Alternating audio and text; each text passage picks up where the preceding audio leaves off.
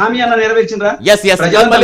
మళ్ళీ మనం వేరే టాపిక్ వెళ్ళిపోతాం. మళ్ళీ అలాగా రామ్మోహన్ గారు మీరు ఎలా చూస్తారు? సరే, రాజకీయ పార్టీలు విమర్శలు ప్రతి విమర్శలు మనం పక్కన పెడితే నిజంగా ఈ ఫోన్ ట్యాక్ విమర్శ మళ్ళీ గట్టిగా తెర మీదకి వస్తుంది ప్రభాకర్ సరెండర్తో. నిజంగా ఏంటి ఏమైనా వాస్తవం ఇల్లు చూస్తే అవకాశం ఉంది? ఇదంతా కేవలం రాజకీయ ఒత్తిడి కోసమని వాళ్ళు చెప్తున్నారు, నిజాలు బయటకు వస్తాయని వీళ్ళు చెప్తున్నారు. ఇదిలా నాంచుడు వ్యవహారమేనా? సతీష్ గారు, మీకు ప్యానెల్ మిత్రులు నమస్కారం. నమస్తే. చెప్పండి. 2 నిమిషాలు మాట్లాడుకోవాలి. ఒకటేమో గౌతమ్ ప్రసాద్ గారు చెప్పినట్టు ఫిర్యాదు ఎవరు చేయలే, కానీ సిట్టు తన విచారణ చేపట్టింది. 1.5 year మాకు ఆయన రెడ్ నోటీస్ ఇచ్చిన, బ్లూ అని ఏ రకమైన నోటీస్ ఇచ్చినా ప్రభాకర్ రావు గారు అందుబాటులో లేకుంటే నిన్నైతే సీన్ మారింది. ప్రభాకర్ రావు గారిని లొంగిపోమన్నారు అయింది. కానీ ఒక్కొక్క పాత్ర రంగప్రవేశం చేస్తుంది. ఒక్కొక్క ఉదాహరణకు గతంలో ఈటల రాజేంద్ర గారు అన్నారు నా ఫోన్ ట్యాపింగ్, గతంలో మన రఘునందన్ రావు గారు అన్నారు ఫోన్ ట్యాపింగ్. నిజంగా వాళ్ళు ఎందుకు పిలువలేదు మరి? ఇప్పుడు ఇక్కడ ఫోన్ ట్యాపింగ్ ఆరోపణలు బయట రాజకీయం చేశారు కదా, ఎందుకు పిలువ? నేను లీగల్ గా ఒక్క మాట చెప్తా. అసలు ఫోన్ ట్యాపింగ్ అప్పుడు జరుగుతుంది, ఇప్పుడు జరుగుతుంది అంటున్నారు. రేవంత్ రెడ్డి గారు చెప్పింది ఏ ప్రభుత్వం అయినా ఫోన్ ట్యాపింగ్ చేస్తుంది. ఒక సంఘ విద్రోహ శక్తుల మాట కానీ తీవ్రవాదులు కానీ వాళ్ళ కార్యకలాపాలు తెలుసుకోవడానికి చేస్తుంది. నేను కూడా చేస్తున్నాను అంతేగా. నేనేమంటానంటే అప్పుడు జరిగిన దానిలో స్వామి కంటే స్వామి భక్తి, రాజు కంటే రాజభక్తి చూపించిన అధికారం ఉన్నారు. రెండోది స్వామి కార్యం స్వకార్యం కూడా చేసుకున్నారు, సమస్య లేదంటున్నాను. కేసీఆర్ గారు ఎవరెవరు పెళ్లి చెప్పిండు సమస్య కాదు. మనకు లీగల్ గా మన నివాన్ గారు తెలుసు, కేంద్ర ప్రభుత్వ అనుమతి అంటే హోమ్ సెక్రటరీ అనుమతి లేకుండా ఏ ఫోన్ ట్యాపింగ్ అంటే వీల్లేదు కదా. అఫీషియల్ గా అయితే వాళ్ళు ఏం చేశారు, ఆ ఫోన్ నెంబర్లు ఉన్నాయి వాళ్ళకి. ఏమని అంటే వీళ్ళు తీవ్రవాదులు అని చెప్పి ఇచ్చిండ్రు. మరి ఈటల రాజేంద్ర తీవ్రవాది అవుతారా, రఘునందరావు తీవ్రవాది అవుతారా, లేకుంటే కవిత భక్తి తీవ్రవాది అవుతారా, హరీష్ రావు తీవ్రవాది అవుతారా? హరీష్ రావు కూడా చేసినట్టున్నారు. మరి హరీష్ రావు తీవ్రవాది అవుతారా అంటే ఒక కేసీఆర్, కేటీఆర్ తప్ప అన్ని పేర్లు వస్తున్నాయి. మరి ఆ నెంబర్లలో పేర్లు ఉన్నాయో చూసుకోవాలి కదా. ఈ పని మీద ఒక నిజంగానే ఇప్పుడు అసలు తన పని తాను చట్టం తన పని తాను చేసుకుంటే పోతుంది. ఫోన్ ట్యాపింగ్ లో కొన్ని లిస్టులు పోతుంటాయి, హోమ్ సెక్రటరీ అనుమతి ఇస్తుంటారు, కిందికి వస్తుంటాయి, పోతుంటాయి. అందులో ఈ పేర్లు ఫోన్ నెంబర్లు ఉన్నాయో ఇవి ఒక్కసారి బయట పెడితే బాగుంటది కదా సిట్టు. ఇప్పుడు అనుమతి తీసుకున్న ఫోన్ నెంబర్లు ఏంటి, అనుమతి తీసుకోకుండా చేసింది. ఉదాహరణకు రియల్ ఎస్టేట్ వ్యాపారులు చేశారు, సెలబ్రిటీస్ చేశారు, సినిమా స్టార్ చేశారు, చూసినాం కదా, చాలా ప్రముఖులు చేశారు అంటున్నారు కదా.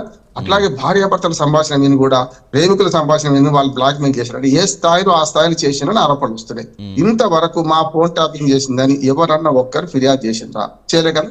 చేయకపోతే ఏదైతే వీళ్ళ ఉన్నాయో ఫోన్ నెంబర్స్ ఉన్నాయో ఎవరైతే కనీసం తర్వాత ఆరోపణ చేసినట్టున్నారో వాళ్ళని పిలిపించి చేయొచ్చు కదా. ఇప్పటికో 20-30 మందిని పిలిపించారు, వాళ్ళ తీసుకున్నట్ట.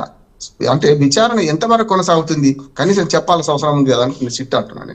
దానికంటే నా ఉద్దేశం ఏంటంటే ఇందులో రెండోది కూడా ఉన్నది. హోమ్ సెక్రటరీ ఇన్వాల్వ్ అయ్యి అయ్యా మేము ఈ ఫోన్ నెంబర్లు ఇచ్చినాము, ఈ ఫోన్ నెంబర్కు లీగల్ గా ఫోన్ టాపిక్ అయింది. గూఢచర్యం అనేది ఇవాళ మొదలైంది కాదు సతీష్ గారు, రామాయణ కాలం నుంచి ఉన్నది అంటున్నాను. ఇప్పుడు చాకలాయని ఏమనుకుంటుండో వినడానికి గూఢచారులు పోతేనే కదా సీత గురించి ఒక చాకలాయని ఇట్లా అంటుండని తెలుసుకొని రామచంద్రుడు విడిచిపెట్టింది, చూసినాం కదా మనం. అప్పటి నుంచి ఇప్పటిదాకా ఏ ప్రభుత్వం అయినా ఏ కంట్రీ అయినా చేస్తుంది, కానీ లీగల్ గా ఒకటి ఉంటుంది, ఇల్లీగల్ ఒకటి ఉంటుంది. ఏమంటున్నానంటే హోమ్ సెక్రటరీ అనుమతించిన ఫోన్ నెంబర్ లేని సిట్టు బయట పెట్టాలి. అవి కాకుండా ఏమైనా చేసి ఉంటారు అనుకోండి, చేయాలి కదా. ప్రభాకర్ రావు నిందితుడే, ఇంకా రుజువు కాలేదు. నిందితుడిని ఇప్పటికి విచారణ 3 సార్లు చేసిండ్రు.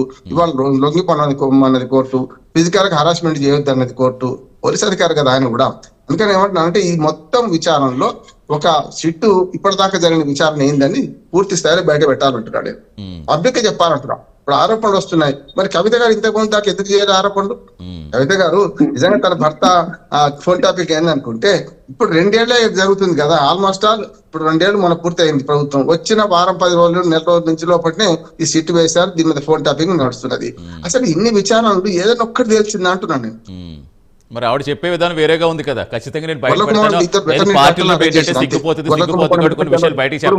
ఈ కేసు నడుస్తూనే ఉంది. ఒక మాట సార్, ఇప్పుడు మనకు యాదాద్రి భద్రాద్రి దానిలో కమిషన్ రిపోర్ట్ ఇచ్చే 8 నెలలు అవుతుందండి. ఎందుకు బయట పెడతలేదు? మరి కేసీఆర్ అరెస్ట్ చేసి కూడా పడేయాలి, మరి నిజంగా జరుగుతుంది కేటీఆర్ ను కూడా కదా. మరి విద్యుత్ శాఖ మంత్రి జగదీష్ రెడ్డి ఉన్నాడు, అందులో మంత్రి లోపల పడేయాలి కదా, ఎందుకు జరుగుతలేదు?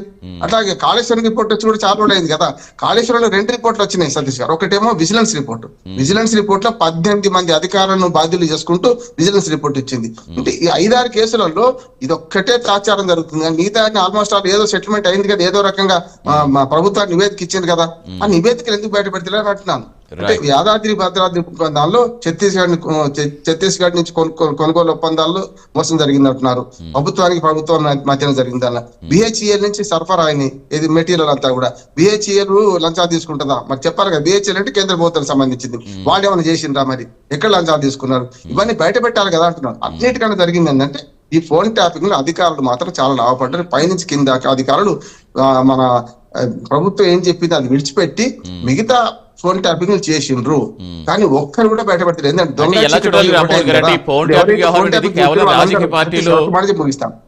ఇప్పుడు వాళ్ళు ఎవరైతే ఫోన్ ట్యాపింగ్ గురైందో వాళ్ళు కూడా క్విట్ ప్రోక్రోని డబ్బులు ఇచ్చి లంచం ఇచ్చి దానికి సబ్సిడీ చేసుకున్నారు. కానీ వాళ్ళు బయటపడితే నేనంటున్నాను. అసలు దొంగలు బయటపడాలంటే వాళ్ళు బయట కంప్లైంట్ ఇవ్వరు. ఇప్పుడు రాజకీయంగా ఈ కేసు మలుపు తిరుగుతుందని నేను అనుకుంటున్నాను. రాజకీయంగా కాకుండా అసలు వాస్తవాలు వెల్లడించాల్సిన అవసరం సిట్టుకున్నది.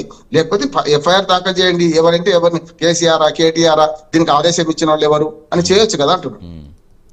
చాలా ప్రశ్నలు వచ్చినాయి గారు. మీరు చెప్తారు కదా ఆన్సర్ చెప్తారు కానీ ఒక్క నిమిషం పివి రెడ్డి గారితో కూడా తీసుకుంటున్నారు. పివి రెడ్డి గారు నమస్తే అండి, ఉన్నారా పివి రెడ్డి గారు? ఎస్